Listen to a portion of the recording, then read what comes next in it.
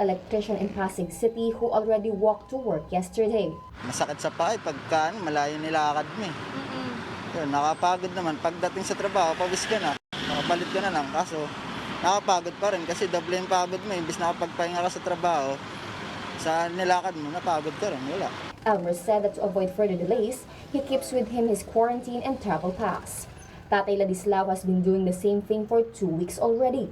Meron naman doon, pagpapasok sa mga eskwelahan, meron bus, minibus. Kaso pag dito, simula sa amin hanggang doon, lakad-lakad kami. Hirap. Kaso? Meanwhile, in a mall in Barangay Molino 4, as early as 5 in the morning, point-to-point buses are already taking in passengers bound for Alabang, Muntinlupa, and Makati. For News 5, Justine Punsalang. We are One News. Public buses are still suspended during the first phase of the GCQ. This leaves limited options for employees to get to work. And if you don't want to walk all the way to the office, the next best option could be bicycles. Let's get more on this from Greg Gregorio. He's reporting to us live from Quezon City. Good morning, Greg. Do you see a lot of people using bikes to get to work there? Yes, Charles, a lot of commuters are now turning to bicycles to use or to get to their destinations, as few options are available under the general community quarantine. But the problem is they're competing against cars, buses, and trucks on the metro's major thoroughfare. A group called Bikers United Marshals has been placing plastic bottles in some parts of Commonwealth Avenue to designate a bike lane. But the MMDA removed them earlier, saying that this uncoordinated method is unsafe and an obstruction to traffic. According to Bikers United Marshals, they used 70 pieces of 6 to 8 liters of plastic bottles to mark a bike lane on the westbound stretch of Commonwealth Avenue from across St. Peter's Parish to Don Antonio. Group spokesperson Gian explained that it is their way to protect bikers from rushing motor vehicles. Based on their estimate, bikers along Commonwealth Avenue alone have increased to 20 bikers every minute, or 2,400 to 2,500 in just 2 hours from 6 a.m. to 8 a.m., which is considered rush hour. But before 8 a.m., the MMDA swept in and removed the bottles.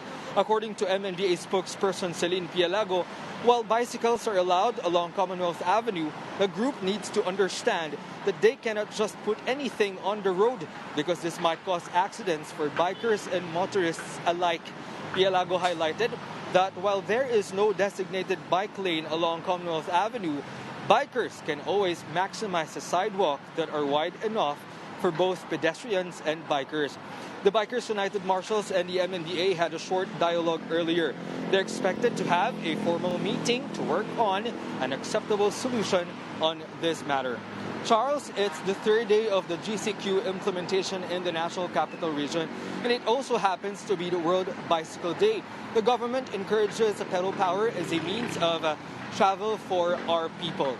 But they are reminding, though, the bikers to be safe on the road. They're also saying that they've been talking about protecting bikers on the road, not just during this quarantine period, but also in what will soon become the new normal. Charles? All right, thanks for that, Greg. You be safe as well. That was Greg Gregorio reporting live from Quezon City. The House approves the anti-terrorism bill on second reading on Tuesday night. House Bill 6875 gives more teeth to the law against terrorism. Muntinlupa Representative Rufy Biazon said the existing Human Security Act makes it difficult for law enforcers to go after terrorists. Congressmen actually adopted the version already approved by their colleagues in the upper chamber, third and final reading back in February, to do away with the BICAM. President Rodrigo Duterte certified the bill as urgent at the start of the month. The United States welcomes President Duterte's decision to suspend the termination of the Visiting Forces Agreement. The American Embassy in the Philippines says Washington is looking forward to continuing close security and defense cooperation with Manila. The Defense Department also supports the Chief Executive's move. The DND says it's ready to continue working closely with its American allies to find solutions to common concerns such as the global health crisis. On Tuesday, Foreign Affairs Chief Teddy Boy Locsin sent a diplomatic note to the American ambassador, informing him of the president's order. We'll be back with more stories after the break. Stay with us here on One News.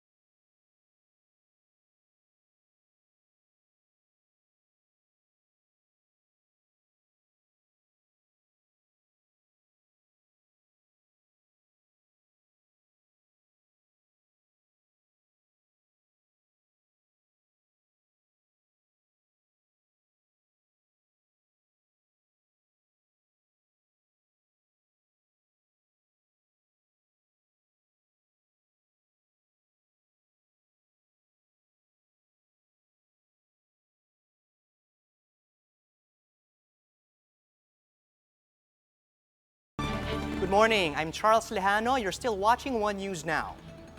Trips going to the island city of Samal have resumed, but if you're planning to go there as a tourist, sorry to say, that just isn't possible.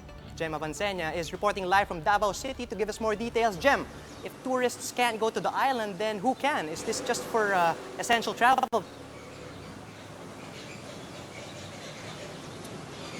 Charles, barge operations from Sa Wharf here in Davao City going to Island Garden City of Samal in Davao del Norte have also resumed this week. But the trips are exclusively for those cargos and stranded residents, and also for those who are exempted workers.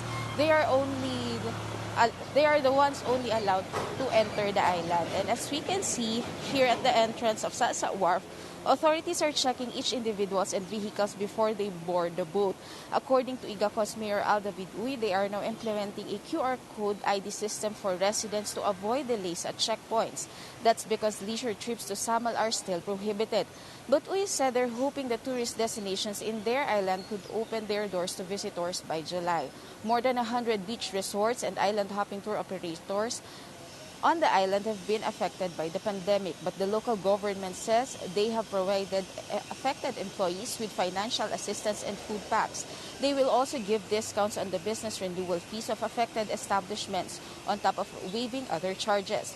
The liquor ban is already lifted, but drinking in public places such as restaurants and bars is still not allowed.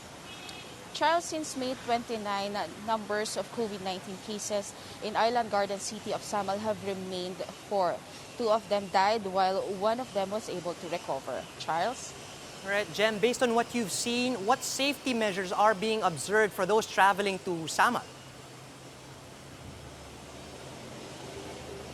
As we can see, Charles, here in Sa Wharf, the authorities are already checking their temperature. They are implementing health protocols.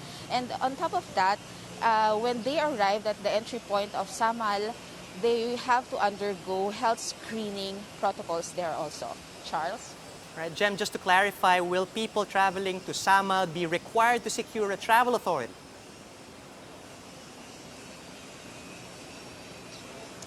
Charles, as long as they have a health certificate indicating that they are not COVID-19 PUM nor PUI, they are allowed to enter the island. And of course, they have to present also a valid ID indicating that they are really residents of Island Garden City of Samal. All right, thanks for that, Jem. That was Jem Avancena reporting live from Davao. The country's 2 major airlines have announced flight schedules to certain local destinations for the coming month. Philippine Airlines said some schedules were adjusted following the cancellation of a few flights due to, quote, fine-tuning of local government entry restrictions and requirements. Recall that the Civil Aeronautics Board reminded airlines to secure clearance from LGUs and the IATF before mounting flights to specific destinations. Starting Friday, flights between Manila and Cebu will be available daily. By Monday next week or June 8, PAL will mount flights from Dumaguete, Tacloban, Cagayan de Oro, Davao, Lawag, Bacolod, and Iloilo.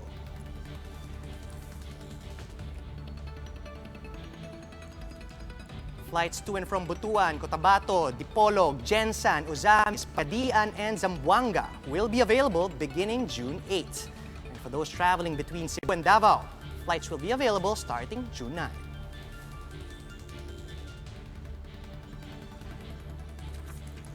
Meanwhile, effective June 11, round-trip flights from Manila to Puerto Princesa will also be available. And starting June 15, PAL will be flying to Calibo, Caticlan, Rojas, Busuanga Island in Coron, Legazpi, and Basco, Batanes. No flights are available to and from Tagbilaran City, but PAL said they will announce schedules once these become available. The flag carrier is also reminding passengers that leisure travel is not allowed, as well as those with health issues, those below 21 years old, and those above 60 years old. Meanwhile, Cebu Pacific and Cebgo also announced that they will mount flights to a few destinations starting tomorrow, June 3. Flights to Jensan, Naga, and Cagayan de Oro will be available. The schedules are flashed on your screens. Cebu Pacific is also reminding their passengers that leisure travel is not allowed, and flights are primarily for stranded passengers, returning OFWs, and essential workers.